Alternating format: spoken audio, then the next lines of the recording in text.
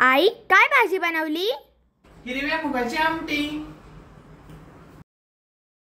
मस्त झणझणीत प्रोटीनयुक्त अशी हिरव्या मुगाची आमटी बनवतोय।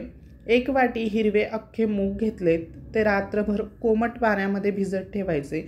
हिवाळ्यामध्ये शक्यतो कोमट पाण्यामध्येच भिजत ठेवा कुठलंही कडधान्य, त्याने मोड यायला मदत होते, पटकन मोड येतात। आता एक 8-10 तासासाठी मी हे कोमट पाण्यामध्ये भिजत ठेवले। त्यानंतर आता यातले पाणी पूर्णपणे निथळून घ्यायचं। पाणी निथळण्यासाठी अशा पद्धतीची चाळणच घ्या, म्हणजे त्यामध्येच आपल्याला हे मोड येण्यासाठी सुद्धा असंच ठेवायचं आहे। तर साधारण 20 ते 25 मिनिटं मी हे असेच ठेवले। त्यातले पाणी हे पूर्णपणे निथळलं गेलं आहे आणि ते हलकेसे थोडे सुकले सुद्धा आहेत। आता एक कढई घेतली, त्यामध्ये एक नॅपकिन ठेवायचा। अशा पद्धतीचा नॅपकिन ठेवल्यामुळे त्याला छान ऊब भेटते आणि पटकन मोड यायला मदत होते। आता यावर एक ताट ठेवलंय आणि साधारण 15 ते 16 तास मी हे असंच ठेवलं। त्यानंतर झाकण काढून बघू शकता तुम्ही, आणि उबदार जागी शक्यतो ठेवा, म्हणजे पटकन मोड येतात।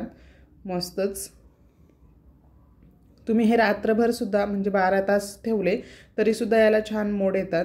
मी थोडे जास्त वेळ ठेवले, त्यामुळे मोठे मोठे अशा पद्धतीचे हे मोड इथे आलेले आहेत। आता हे स्वच्छ धुवून घेऊयात आणि याच्याच पासून आपल्याला मुगाचं मेदगं किंवा मुगाची झणझणीत अशी आमटी बनवून घ्यायची आहे। आता हे मूग मी इथे एका कुकरमध्ये काढून घेतले आणि त्यामध्येच आपल्याला 2 मीडियम साईजचे कांदे, 2 मीडियम साईजचे टोमॅटो अशा पद्धतीने अर्धे मी इथे कट करून घेतले आणि तसेच आपल्याला त्यामध्ये टाकून घ्यायचे। सोबतच यामध्ये 5 ते 6 लसूण पाकळ्या घातल्या आहेत, एक हिरवी मिरची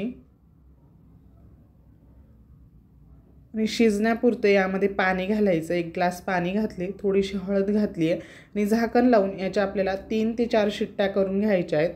ते व्यवस्थित शिजलं गेलं पाहिजे। तोवर आता कुकरच्या शिट्ट्या होत आहेत। मी इथे खलबत्त्यामध्ये आलं आणि लसूण बारीक करून घेते आणि एक छोट्या आकाराचा कांदा घेतलाय, तो सुद्धा बारीक चिरून घ्यायचा। हा कांदा आपल्याला फोडणीसाठी लागणार आहे।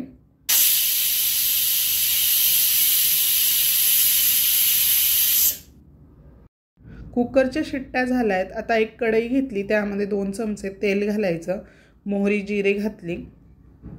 मोहरी जिरं छान तडतडलं की यामध्ये हिंग घातले, सोबतच कढीपत्ता घालायचा आणि बारीक चिरून घेतलेला कांदा यामध्ये घालूयात। आलं लसूण पेस्ट सुद्धा मी यामध्ये टाकून घेते आणि छान आपल्याला हे 2 ते 3 मिनिटं मीडियम फ्लेमवर व्यवस्थित परतवून घ्यायचं आहे। मूग सुद्धा आपले इथे व्यवस्थित शिजले गेलेत, बघू शकता तुम्ही। आता हे पोटॅटो मॅशरच्या मदतीने बारीक करून घेऊयात। तुम्हाला हवं तर हे पूर्णपणे तुम्ही बारीक करून घेऊ शकतात, किंवा थोडेसे अख्खे मूग जर तसेच दिसायला तुम्हाला हवे असतील तर अगदी फक्त कांदा आणि टोमॅटो हलक्या हाताने आपल्याला इथे मॅश करून घ्यायचा आहे। मी इथे लाल मिरची पावडर घातली, हळद पावडर, 1 चमचा धनेपूड घालायची। मसाले छान परतवून घेतले की त्यामध्ये आता हे मूग टाकून घेऊयात। एकदा व्यवस्थित मिक्स करून घ्यायचे।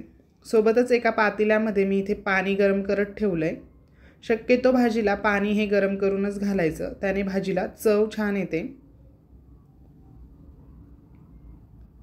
तुम्हाला कितपत घट्ट किंवा पातळ ही आमटी बनवायची त्यानुसार। आता चवीनुसार मीठ घातले, अर्धा चमचा गरम मसाला घालायचा, 1 चमचा साजूक तूप घालूयात। तूप घातल्यामुळे खूप छान टेस्ट ह्या भाजीला येते।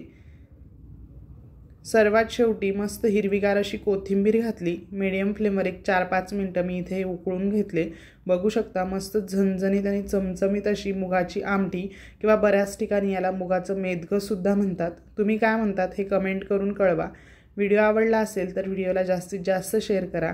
ही मुगाची आमटी तुम्ही गरमागरम भातासोबत, चपाती, रोटी, नानसोबत सर्व करू शकतात। व्हिडिओ आवडला असेल तर व्हिडिओला जास्तीत जास्त लाईक करा। पुन्हा भेटूया अशाच एका मस्त आणि साध्या सोप्या रेसिपीसोबत।